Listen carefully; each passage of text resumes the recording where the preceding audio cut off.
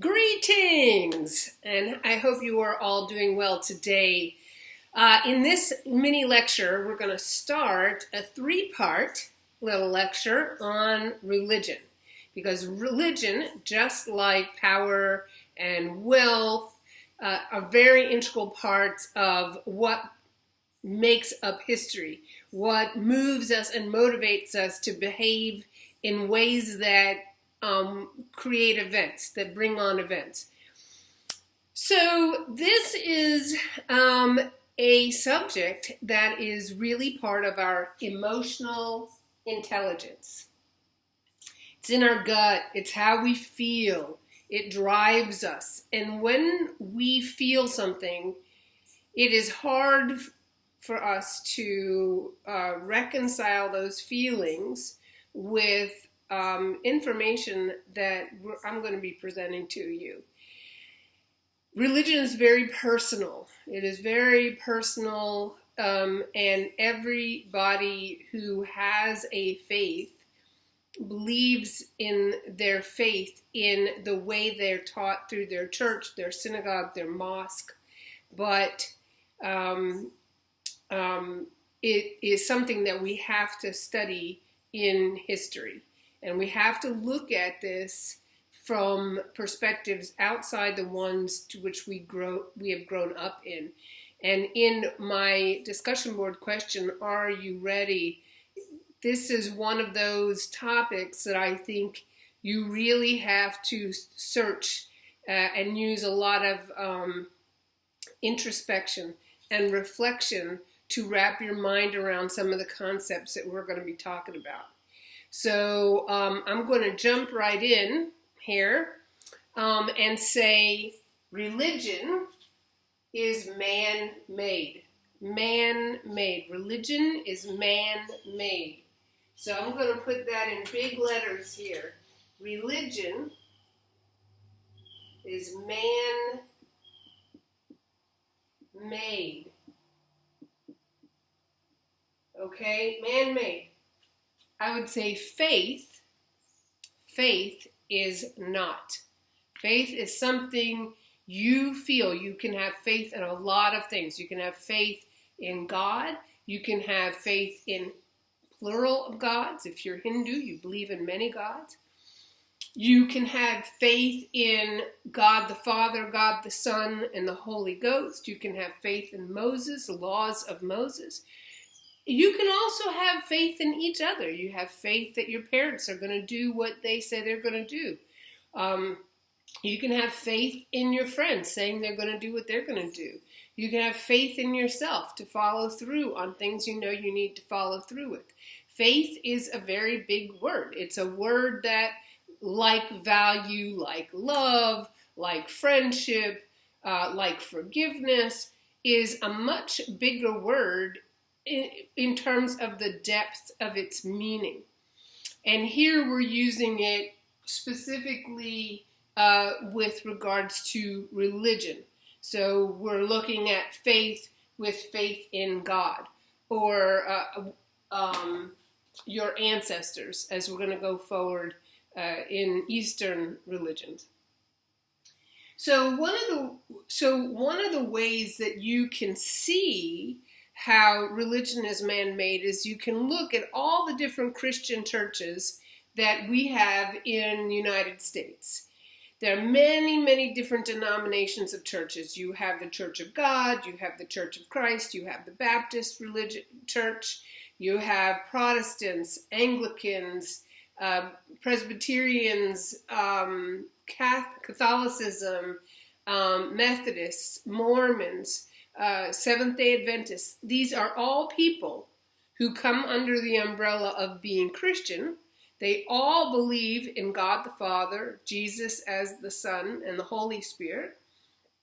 Some also believe that Mary has special veneration. There's a veneration of the saints, certainly in Catholicism.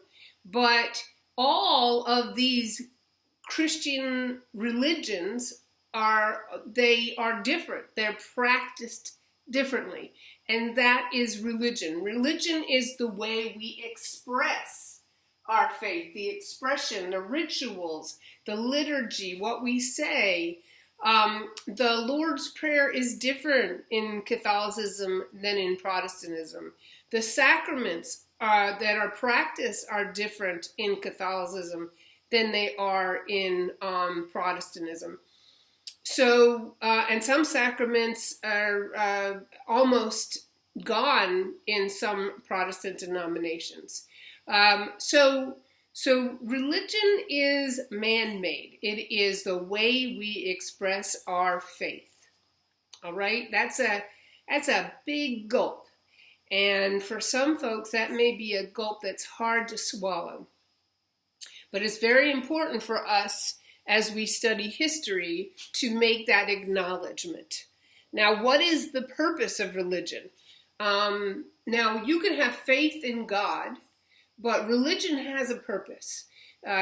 Religion is practice, it's an expression of faith, but the way that religion is practiced, it tries to do two major things. One of them is to keep order, to make order out of chaos. It's to keep us behaving properly. So many times when I'm in a traditional face-to-face class, I'll say, do you not lie, cheat, and steal because it's the Bible tells you so, and that's a sin against God? Or do you not lie, cheat, and steal because it's just wrong? It's wrong. It's wrong behavior for the whole community. Everyone loses if you lie, cheat, and steal. The Romans would say the second, that it's just wrong because you don't want to hurt your neighbor.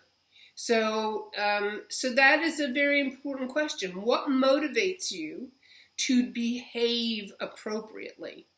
Well, in many cases, religion and the principles and the ways of the way you express your faith keep you behaving the way that you should be behaving to maintain a community. The other thing that's also very important about religion is that it makes us feel better about death. Death is inevitable. Death comes to us all. One way or another, death comes to us all.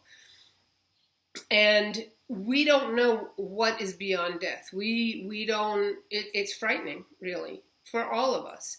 I think that's a very important thing to remember. Because we are all of us humans, all animals are in the same boat where we will pass away, not knowing what's on the other side. There's a fear of not knowing what's on the other side, and so understanding the way your religion believes in death helps you feel like there is something on the other side, that death of the body is a new beginning for the soul, or a new beginning in some other way. So those are two major purposes behind the way we practice and express our faith.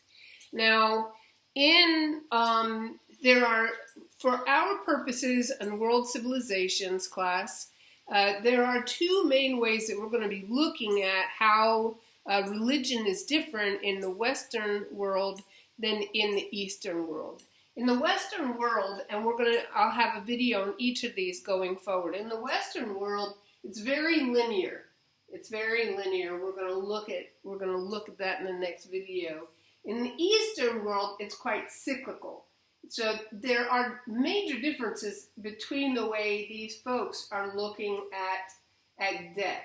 Western religions that I am talking about, and specifically, are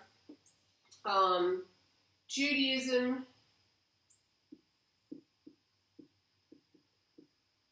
Christianity, and Islam. In Eastern, we're looking at Hinduism, Buddhism,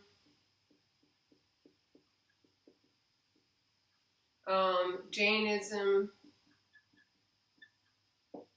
we're looking at a more cyclical way of